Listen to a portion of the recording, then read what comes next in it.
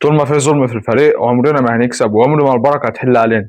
خد بالك، في حاجه اسمها بركه وفي حاجه اسمها توفيق وسوء توفيق. ولو في ظلم في مكان عمر ما يبقى في بركه وفي توفيق ابدا. السلام عليكم ورحمه الله وبركاته، اهلا بكم في حلقه جديده. والاهلي بيتعادل مع زد 1-1 في ماتش شوط اول وحش قوي وشوط تاني حلو قوي. انا عايز اسال ثلاث اسئله على ثلاث لاعبين. ليه يا سروب بتلعب هاني؟ ليه بتلعب الشناوي؟ ليه بتلعب طاهر؟ واحده واحده كده. محمد هاني البديل بتاعه كريم فؤاد. اللي انت جربت احمد عيد، لا الماتش ما عجبكش ركنته وما عجبناش. فين كريم فؤاد بقى؟ ما بتديلوش ليه؟ هتخسر ايه؟ قلت لك حاجه فاتت، جرب كريم فؤاد. هتخسر ايه لما تلعب على محمد هاني؟ محمد هاني ضامن انه هيلعب فضائي، فانت ضامن ان المستوى وحش. فين كريم فؤاد؟ يعني اللاعب الوحش اللي عينيها بتشوفه وحش، انت اكيد لك عين برضه بتشوفه وحش. طلعه ونزل البديل بتاعه، او ابدا بالبديل بتاعه. ما فيش تمرين، ما بتشوفش في التمرين مين الحلو ومين الوحش؟ ما اعرفش. محمد الشناوي، كل مصر بل كل افريقيا بتشهد ان شوبير احسن حارس في افريقيا دلوقتي، احسن موهبه في افريقيا، احسن من الشناوي بمراحل. يعني اذا كان الشناوي 5 من 10 فشوبير 10 من 10. يعني انت شوبير ضعف الشناوي. اراهنك ان الكره الجون اللي جه فينا النهارده ده لو شوبير اللي كان واقف كان هيشيل. سبحان الله. قبل الماتش ده يعني قبله بساعه كنت بتفرج على السيتي وفولهام تقريبا كانوا بيلعبوا، دوناروما شايل نفس الكوره. الحارس البطل بيبقى في فريق بطل، الفريق البطل عايز حارس بطل. لسه شايف دوناروما شايل نفس الكوره. الشناوي طالع، انا اول ما اشوف حارس بيطلع كده، يعني بيطلع فارد رجله وفارد ايده والكوره دخلت الخرم. يعني غريبه من الشناوي، ما اعرفش ليه بيلعب وليه. اصله عايز يلعب كاس عالم. ايه كاس عالم ده؟ هو مش هيلعب كاس عالم. يعني هو حسام حسن في كاس العالم هو هيعوز المجد له لمنتخب مصر، فمش هيلاعب محمد الشناوي، هو هيلاعب الاحسن، هيلاعب شوبير. مفيش مجاملات. هنفضل امتى؟ لحد امتى نجامل؟ هنفضل لحد امتى نركن المواهب؟ شوبير ده عنده 26 سنه، هيروح فين تاني؟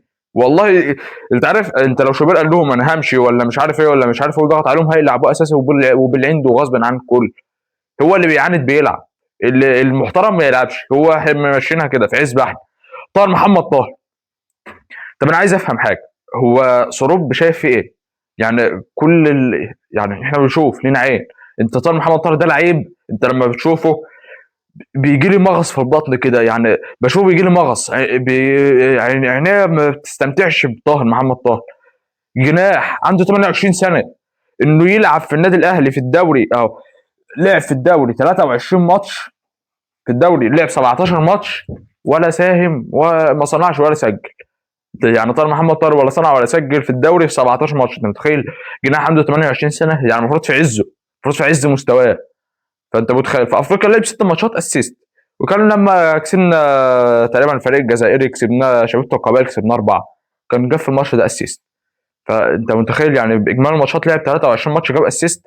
جناح. طب اقسم ده محمد هاني عامل احصائيات احسن منه يا جماعه.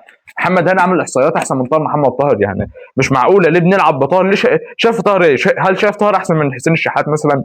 مثلا ما عندكش مهاجم، ما تلعبش بمهاجم يا عم. يعني ما عندكش مهاجم، ما تلعبش بمهاجم. جوارديولا عملها قبل كده لما كان قعد فتره ما بين اوجويرو وهالاند ما عندوش مهاجم، كان بيلعب بدي بروين مهاجم وهمي. يعمل تكتيك، اخترع حاجه. انما انت عندك نفس الفكره بتطبقها. مفيش ضغط، المدرب ما بيضغطش خالص.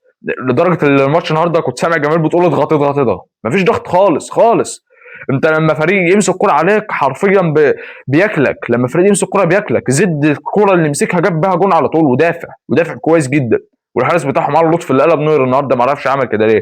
في ماتش الزمالك كان قلب محمد الشناوي. يعني مش فاهم، يعني علي لطفي النهارده قلب نوير. واحنا لو سيبنا الكوره، دايما انا بقول لك احنا لو سيبنا الكوره احنا هنتاكل. احنا ما نسيبش الكوره، لان لما نسيبها يعني احنا لما فريق قدامنا يمسك الكوره احنا ما بنضغطش عليه، احنا بنسيبه براحته. ايه اللي حصل في النادي الاهلي في الشوط الثاني؟ اللي زد ساب لك الكوره بقى. هم اللي سابوا الكوره، مش احنا اللي خدناها، لا هم اللي سابوها. فانت عشان كده عملت شوط ثاني كويس قوي، وسوء توفيق وسوء حظ رهيب. وزي ما قلت لك لازم تحل العداله، لازم كل لاعب ياخد حقه. يعني مش هتنها ماشيه مجاملات. بالعمل لولا ضغط الجماهير ما كانش لاعب. اللي النهارده احسن لاعب في النادي الاهلي، النهارده احسن لاعب في النادي الاهلي بلا منازع. جوهره في الفريق بالعمل ده. عايزين عداله، كل اللي بنطلبه عداله وتكتيكيات ومدرب محترم يضغط. ما ينفعش طبعا، يعني ما ينفعش صروب بيمشي في الوقت ده ابدا. ما ينفعش صروب بيمشي في نص الموسم. انت هتكون يعني انت ما عندكش، يعني كمل بالاخر الموسم وشوف هيعمل ايه وقرر في اخر الموسم. انا عايز اقول حاجه في النادي الاهلي. احنا بعد كولر جبنا ريبيرو ب 2 مليون دولار، وشروب ب 3 مليون دولار، تمام. غير النحاس مش هنحسب عماد النحاس مدرب مؤقت، غير الاجهزه اللي غيرناها. فانت صرفت بعد كولر 5 مليون دولار على المدربين. 5 مليون دولار دول كان جاي لك مدرب محترم اسمه برونو لاج، كان بيدرب في بنفيكا البرتغالي. برونو لاج تقريبا بنفيكا، مدرب محترم، شخصيه هجوميه. كلنا شفنا لما الاهلي اقترب من التعاقد معاه، شفنا اللاعب اللي كان بيقعده نجم الفريق لما اتخانق معاه، شفنا شخصيته وعارفين ان عنده كره هجوميه. ليه ما تخلصش في مدرب زي ده من الاول؟ ليه بتجرب؟ يعني انت ليه بتجرب؟ هات مدرب جاهز. التجربه ساعات بتنفع لكن مش كل مره بتنفع، نادرا لما بتنفع. مع كولر نفعت، انما مع ريبيرو ما نفعتش، ومع اسلوبه ما نفعتش. هات مدرب محترم بقى، يعني اشتغل، هات مدرب محترم. موضوع المهاجم برضه بعد ما وسام انت لا نصرف على المهاجمين 2 مليون دولار 2 مليون دولار 2 مليون دولار 2 مليون دولار لحد ما المهاجمين كلهم يفشلوا. لو جمعت اللي بنصرف على المهاجمين بتاع 7 8 9 مليون دولار. فانت هات مهاجم محترم بالمبلغ ده. اهدار مال بطريقه غريبه. ده 11 زد بتسجل اول هدف من ميسي. طبعا جت خرم في الشناوي ما تفهمش دخلت ازاي. ده 13 مروان عثمان شاطها حلو قوي. بدايه تصديات علي اللطفي اللي النهارده قلب نوير، شايل 6 جوان. علي اللطفي شايل 6 جوان النهارده، محققين. مش 6 جوان اي كلام، لا محققين. كره مروان عطيه حطها في المقص، حطه بس علي اللطفي طار وشالها. كان قدام الزمالك قلب بطه بلدي والله، كان بيجري ورا الكوره. يعني جون احمد ربيع يرجع شوف هتلاقي لعبها ارتو من بره منطقه ال 18 سهل قوي قوي قوي، جري ورا الكوره. ده 14 مروان عطيه لعبها لطاهر محمد طاهر اللي يفتقد لاساسيات الكوره، اللي عمر ما حد شافه بيعرف يلعب، اللي قعد 6 سنين في النادي الاهلي يبقى مرته ايه ما اعرفش وبيجددوا. لا انا لسه افهم لما بييجوا يقعدوا على الترابيزه ويجددوا طاهر محمد طاهر بيكونوا في دماغهم ايه؟ بيجددوا له ليه؟ عندك محمد عبد الله مشيته، فانت بتجدد لطاهر محمد طاهر على اساس انا مش فاهم، مش فاهم والله. ده 20 برضه اتلعبت لمروان عثمان، كان بيلعب على الكور طول النهارده. في الشوط الاول لعبها مروان عثمان بطيء، مهاجم بطيء. مهاجم ما يستحقش يكون مهاجم النادي الاهلي، ممكن يبقى الثالث او الثاني انما ما يستحقش يبقى الاول. طلعت انت كامش بره القايمه. الصفقات المضروبه، يعني كامش ده على اساس جه ما تعرفش. وريتك في حلقه قبل كده تاريخ انتقالات كامش، كل موسم بينتقل مجانا لفريق، كل موسم بينتقل مجانا حرفيا، يعني ما بيكملش مع نادي موسمين. الا الفريق اللي جابه ده اشتراه، ده الفريق الوحيد اللي اشتراه اللي احنا واخدينه منه اعاره. اشتراه 250، قلنا له خد 400,000 وهاتهن اعاره وهنرجعه لكم تاني. يعني كسبوا من وراه وهيمشوه، يعني هو ما يجيبش حد كامش ده. ما تفهمش اهدار المال ده. 35 عرضيه من بالعابر، الكره جت لطاهر، شاطها على لطفي صدها تمام، ومش غلطتها كطاهر. ترجع له تاني يشوطها في علي لطفي في نفس المكان اللي علي لطفي واقف فيه قدامه الجون اللي الطويل العريض ده، ويشوطها في علي لطفي برضه. لاعب يفتقد لاساسيات الكوره، معرفش بيلعب ليه الصراحه. تريزيجيه وزيزو رجعوا مش عايز اشوفه بيشم الملعب تاني، وحسين الشحات لعب النهارده ماتش حلو، مش عايزين نشوف طاهر بقى. يعني كفايه، ارجوكم خلوا في عادل. يعني حد يقول لسروب اعدل، وليد صلاح الدين وعادل مصطفى يفهموه، يعرفوه ان في عدل، يعرفوه الجماهير بتقول ايه على اللعيبه دي. ده 45 هجمه خطيره من زد، تترد مرتده للاهلي. واشرف بن شرقي اللي عليه مليون علامه استفهام. اشرف بن شرقي اللي لعب ماتش الاسماعيلي وبعدها ما لعبش ولا ماتش، وقبل ماتش الاسماعيلي برده ما كانش بيلعب. فانت قدام لاعب بيلعب 10 ماتشات لا، او ماتش قدام لاعب مزاجنجي، قدام لاعب مش محترف، ما يستحقش يبقى محترف في النادي الاهلي. لاعب عايزه الصف صراحه يعني. هنا خلص الشوط الاول. الشوط الثاني نزل تريزيجيه وحسين الشحات في الدقيقه 51 وطلع طاهر بالرمضان. منطقي انه يطلع طاهر، منطقي انه يطلع بالرمضان. عايز يزود عدد المهاجمين بالرمضان النهارده، ما لعبش بنص جنيه كوره. الدقيقه 53 مروان شاط كوره حلوه قوي، عدى جنب العارضه. دقيقه 58 عرضيه من امام عاشور وراسيه اي كلام تضيع. ده 60 جون لزد تسلل. والتسلل ده يعني ربنا ستر انها جت تسلل، يعني لو كان جون كان خلاص قتل لك الماتش، كانش هيبقى في امل للتعادل ابدا. ده 68 نزل زيزو وطلع بن شرقي. 76 عرضيه من هاني وتريزيجيه ضاع. تريزيجيه هو انشط واحسن وافضل لاعب في النادي الاهلي، وخلي بالك تريزيجيه ده اللي هيشيل صروف بعدين. تريزيجيه ده اللي هيشيل صروف بعدين والله. جرب تريزيجيه، جرب تلعبه مهاجم النهارده، احنا النهارده شفناه شبه مهاجم. جرب تلعب كده من غير مهاجم وتخلي تريزيجيه هو اللي يدخل في القلب. جرب، انت مش خسران حاجه، ما انت ما عندكش مهاجمين. كلنا شايفين مروان عثمان ومحمد شريف. الدقيقه 79 عرضيه من بالعمري ومروان عثمان يضيعها، كان سرحان ما تفهمش كان بيعمل ايه. بالعمري احسن لاعب في الماتش النهارده في النادي الاهلي وبعده تريزيجيه. ده 80 عرضيه من الشحات، طلعت ركنيه، بعدها لقيت لعبت عرضيه من امام وراسيه من تريزيجيه سهل قوي. الجون كان فاضي، لعبها فوق العارضه. خلي بالك هو لسه راجع من الاصابه ونزل، كان انشط لاعب في النادي الاهلي واحسن لاعب في النادي الاهلي. الدقيقه 83 نزل محمد شريف وطلع مروان عثمان. منطقيا منطقي، ما انت ما عندكش مهاجمين، ما انت ما عندكش مهاجمين، فانت هتنزل شوف طلع مروان عثمان. ده 85 عرضيه من حسين الشحات، برضو نزل فرق برضو حسين الشحات عرضيات وباصات، فقد كورتين، لكن لعب عرضيات، عمل خطوره. يعني انت لو جيت تقارن بين طاهر محمد طاهر الشويه اللي لعبهم وحسين الشحات الشويه اللي لعبهم، احكم انت بنفسك، انا مش هحكم، انا مش هتكلم تاني. يعني انت كمشاهد شوف انت عينك شافت مين اللي احسن. ده 86 عرضيه من زيزو، راسيه من تريزيجيه تضيع، مميز قوي في الراسيات، عايز يظبط، بس هو كان لسه راجع من اصابه وعايز حساسيه الملعب، وجرب تلعب بقى من غير مهاجم ودخل تريزيجيه في القلب واتفرج. 89 فاول من زيزو لتريزيجيه وجون، التعادل طبعا. بعدها تيكي تاكا حلوه من الاهلي في الدار. 94 زيزو لعبها بالعمري بالكعب جميل قوي لامام عاشور. العمري ده بيمزجني يا جماعه، والله بيمزجني. اللاعب ده جوهره، واحنا كنا فاقتين باك شمال ده. كنت قايل لك الباك شمال ده لما كان كوكا بيلعب ده مفتاح لعب مش لاعب دفاعي، ده مفتاح لعب من مفاتيح اللعب. شفت النهارده بالعمري، اللي هو لولا بالعمري كان سروب هيتكشف على فكره انه، يعني انت بالعمري ده جاله سروب في الوقت اللي هو محتاجه فيه بالظبط، مش عارف يبني كوره، جاله بالعمري لقاه مميز في بناء اللعب، مميز في بناء الكوره، شال سروب كتير. ده 98 عرضيه من زيزو لتريزيجيه وتطلع ركنيه. بعدها تتلعب ركنيه لشريف حطها، لكن علي لطفي بل علي نوير. يا عم يعني انت يعني راعي شويه انك كنت بتلعب في النادي الاهلي. كنا شفناك قدام ماتش الزمالك وقدام ماتش الاهلي، كل ما الكوره تطلع بره تترمي تقع على الارض تضيع وقت. 7 دقايق وقت بدل ضايع اتلعبوا للدقيقه 103 تقريبا، كل شويه لاعب من الزد يقع، ما تفهمش ايه اللعب ده، يعني ما تفهمش الصراحه ايه اللعب ده. ده 99 عرضيه من حسين الشحات وراسيه من تريزيجيه جت في العارضه، سوء حظ سوء توفيق زي ما قلت لك في الاول، غياب العداله، غياب العداله هي اللي تعمل كده في الفريق. ده 103 فاول غريب من زيزو في اخر دقيقه في الماتش. كنت هجام زيزو على فكره كان حلو شويه، لكن الفاول اللي لعبه غريب ده ما تفهمش كان عايز يشوط ولا يلعب عرضيه، فضاعت.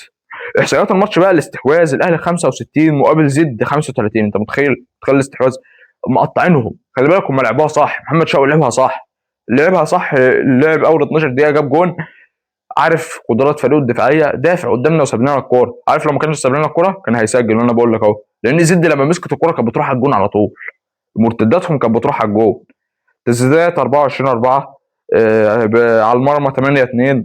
شوف بقى فعاليه زد، شاط 4 مقابل 2، احنا شوطنا 24 مقابل 8. الاهداف المتوقعه بقى 2.29 للنادي الاهلي، 27 من 100 لزد. طب شوف الفرق، انت شوف الفرق، احكم انت. انا عاوزك تقول لي رايك في الماتش النهارده، ورايك في سروب، ورايك في الناس اللي مش عارفه حاجه دي. عرضيات النادي الاهلي لعب 50 عرضيه مقابل 11 منهم صح، وانت جوده الباكات في ايه يا محمد اهاني بجد؟ لا ما بيعرفش يرفع عرضيه يا جماعه، عرضياته كلها غلط في غلط بيلعبها النادي زي ما شفتوش بيرفع عرضيه صح. هو كان جاب في حته في الموسم كده فتره الاداء بتاعه عالي شويه، لكن ايه ده؟ ما بيلعبش النهارده ب 2 جنيه كوره. قلت لك جرب كلام فؤاد، انت الوحش يقعد، الوحش يقعد، دي قاعده في اي فريق. على لطفي شال 6 جوان، انت متخيل؟ تقييم اللعيبه الشناوي كان بيرمي علينا السلام النهارده 0/10، هادي رياض 5/10، عمل ماتش حلو بس كان ممكن يغلط. ياسر ابراهيم 6/10، بالعمل نجم النادي الاهلي 10/10. لو جاب مساهمه جون ولا اسيست كان هيقدر على فكره يجيب جون او اسيست، يعني كان قريب جدا النهارده بالعمري لولا مروان عثمان اللي ضيعه. فانت بالعمري كان المفروض ياخد 20/10 كمان. محمد هاني ده بقى تقييم جديد بقى، ده -5/10، يعني ايه ده؟ مش فاهم ايه ده. مروان عطيه 7/10، كان حلو النهارده. التسديدات اللي انا كنت بلعبها عليه من حلقتين انه تسديداته وحشه، فهو تسديداته النهارده كانت حلوه 7/10. امام عاشور لعب شوط اول وحش قوي، وحش قوي، وشوط تاني مقبول، ف4/10 امام عاشور. برمضان ما لعبش اصلا 4/10، لعب وحش قوي هو كمان. اشرف بن شرقي 2/10، يعني كفايه بقى، هو مش هيلعب تاني اصلا، مش هيشمها مع رجوع زيزو وتريزيجيه، اللي هيبقى بديله هو حسين الشحات، وده المفروض وده العادي، المفروض وده العادي ما نشوفش شطار تاني. مروان عثمان 1/10. طاهر محمد طاهر لو كان لعب الماتش كله كان هياخد -10/10، انما هو هياخد -4/10. نزل حسين الشحات 6/10، تريزيجيه 9/10، لولا التوفيق كان زمانه سجل. زيزو 4/10، ومحمد شريف مش هنقيم. انت ما عندكش مهاجم، محتاج مهاجم في اقرب وقت، محتاج تقطع عارض كاموش، وزي ما قلت لك الماتش اللي فات تطلعه بره القايمه، وطلعه بره القايمه فعلا، ما كنتش اعرف يعني. قلت لك الحلقه اللي فاتت كاموش ده يطلع بره القايمه، وطلع بره القايمه. فانت مدرب عايز تعدي من افكارك شويه، انت كنت بتضغط في الاول، الضغط ده راح فين؟ هل بدني؟ يعني مش فاهم مشكله بدنيه ولا مشكله فنيه ولا اللعيبه اللي ما بتضغطش ولا ايه ولا ما بينفذوش تعليمات المدرب. بس انت كنت بتضغط في الاول، يعني انت كنت بتضغط في الاول، ما تفهمش الضغط قل ليه، او ما كنتش بتضغط اصلا. الجماهير كانت بتقول لك النهارده اضغط اضغط اضغط، فانت ما ضغطتش خالص خالص. انت لو هنلاعب الترجي، لو مسكوا علينا كوره هيكسبونا، لو عدينا ولعبنا صن داونز لو مسكوا كوره هيكسبونا. الدوري بايدك لسه على فكره، الدوري بايدك، كل حاجه بايدك. انت الدوري النهارده المركز الاول عندك الزمالك لعب 17 ماتش كلهم 37، زمالك بيراميدز اهلي سيراميكا 37 نقطه، فرق الزمالك 17 ماتش بيراميدز 17 ماتش، الاهلي من 18 ماتش وسيراميكا من 19 ماتش. سيراميكا بره المنافسه من الماتش اللي خسرته من بيراميدز، كده سيراميكا بره المنافسه، خسرت من بيراميدز بالتحكيم وتعادلت مع الاسماعيلي بالتحكيم. ما شفتش ماتش النهارده الصراحه. النادي الاهلي هو طبعا بكره بيراميدز هتلاعب الزمالك. طيب الماتش ده فيه ثلاث احتمالات، يا فوز يا تعادل يا خساره. بيراميدز كسبت، الامر بايدينا، نقدر نخسرها، نقدر نكسبهم في الدور الثاني. الزمالك كسبت، الامر بايدينا، نقدر نخسرها. اتعادلوا الاثنين، الامر بايدينا، يبقى نقطه واحده نقدر نخسرهم برضه. فانت الدوري في ايدك، الدوري في ايدك، كان بشرط انك لو ما كنتش طلع منك نقطتين النهارده كان زمانك آه، كان زمانك 39 نقطة، وكان زمانهم 37 37، واللي كان هيكسب كان هيعديك بنقطة واحدة بس. وكانوا لو كانت عدوا كنت انت المتصدر، كنت هتنيك راكب فوق الدوري. فانت ضيعت النهارده الماتش من ايدك، الفوز انت ضيعته من ايدك. كنت بتهاجم في الشوط الثاني بسبب ان زد ثبت الكوره. قول لي رايك في الماتش ورايك في سروب، وهل يمشي ولا لا. ما تنساش اللايك والفولو، والسلام عليكم.